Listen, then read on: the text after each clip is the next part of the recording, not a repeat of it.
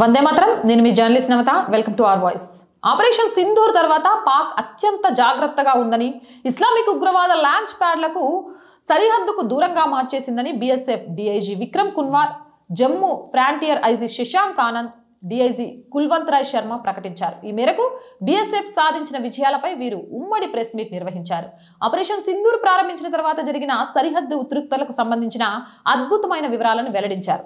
Operation సింధూర్ని పూర్తి స్థాయి యుద్ధ చర్యగా పాక్ పరిగణించిందని, అందుకే అంతర్జాతీయ సరిహద్దుల వెంబడి ప్రతీకార చర్యలకు పాల్పడిందన్నారు. మా ఆపరేషన్ ఉగ్రవాద మౌలిక సదుపాయాలను మాత్రమే లక్ష్యంగా చేసుకుందని, అయితే పాక్ మాత్రం దీనిని యుద్ధ చర్యగా ఎంచుకోవాలని నిర్ణయించుకుందని పేర్కొన్నారు. పాక్ దూకుడుగా ఎదురు కాల్పులు జరిపిందని, దీన్ని బీఎస్ఎఫ్ సమర్థవంతంగా ఎదుర్కొందని సరైన సమాధానం ఇచ్చిందన్నారు. ఫలితంగా జమ్మూ ప్రాంతంలో 118 పాకిస్తానీ పోస్టులు ధ్వంసమయ్యాయని తెలిపారు. పాక్ భారీ కాల్పులకు తెగబడ్డా తాము అన్ని చర్యలు తీసుకున్నామని, పౌరులు నివసించే ప్రాంతాలలో అత్యంత జాగ్రత్తగా అడుగులు వేశామని, పాక్ వ్యూహాన్ని తిప్పికొట్టామన్నారు. ఆపరేషన్ సింధూర్ తర్వాత అన్ని లాంచ్ ప్యాడ్లను నివాస ప్రాంతాలకు మార్చాలని పాక్ ప్రభుత్వం సైన్యాన్ని ఆదేశించిందని వెల్లడించారు. ఆపరేషన్ సింధూర్ సమయంలో సరిహద్దు వెంబడి ఉన్న అనేక ఉగ్రవాద లాంచ్ ప్యాడ్లను బీఎస్ఎఫ్ ధ్వంసం చేసిందన్నారు.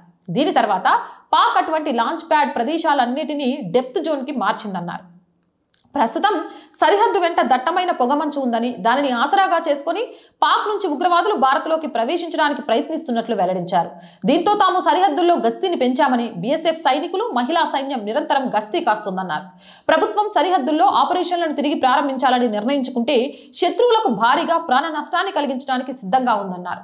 ఓ పక్క నుంచి భారత్లో సైనికులు, మహిళా జవాన్లు ఉగ్రవాదుల పీచమనచడానికి సిద్ధమవుతుంటే లాంచ్ ప్యాడ్లు మార్చుకోవడం, ఉగ్రవాద స్థావరాలను మార్చుకోవడం, జనాలు చచ్చిపోయినా ఏం కాదు ఉగ్రవాదం కావాలని పాకులాడుతూ భయపడుతూ వణికిపోతుందట పాకిస్తాన్. ఏదేమైనా మేరా భారత్ మహాన్ గట్టిగా చెప్పాలనిపిస్తుంది. అవునంటారా కాదంటారా? మీ అభిప్రాయం ఏంది? కామెంట్ సెక్షన్లో పెట్టండి. మోర్ వీడియోస్ కోసం ఛానల్ వెంటనే సబ్స్క్రైబ్ చేయండి. నేను ప్రతిరోజు చెప్తున్న విషయమే ఆర్ వాయిస్ పొలిటికల్, ఈ రెండు మన ఛానల్సే. So please subscribe our channels. మీరు చేసే సబ్స్క్రిప్షన్స్ ఛానల్కి కొండంత బలాన్ని ఇస్తుంది. అలాగే కొత్త వీడియోస్ చేయడానికి మాకు ఉత్సాహాన్ని ఇస్తుంది. ప్రతి వీడియోని లైక్ చేసి షేర్ చేస్తూ ఉండండి. దయచేసి ఆర్ వాయిస్కి ఆర్థికంగా మద్దతును అందించండి. ఆర్ వాయిస్ ఈరోజు మీరు అందించే ఆర్థిక చేయూత చాలా చాలా చాలా అవసరం. ఆర్థికంగా సపోర్ట్ చేయాలి అంటే సబ్స్క్రిప్షన్ పక్కనే జాయిన్ అనే బటన్ ఉంది. 1 to 5 లెవెల్స్ ఉన్నాయి. ఏదో ఒక లెవెల్లో సపోర్ట్ చేయండి. లేదా స్క్రీన్ మీద గూగుల్ పే, ఫోన్పేతో పాటు అకౌంట్ డీటెయిల్స్ ఉన్నాయి. మీకు తోచిన సహాయాన్ని అందించవచ్చు.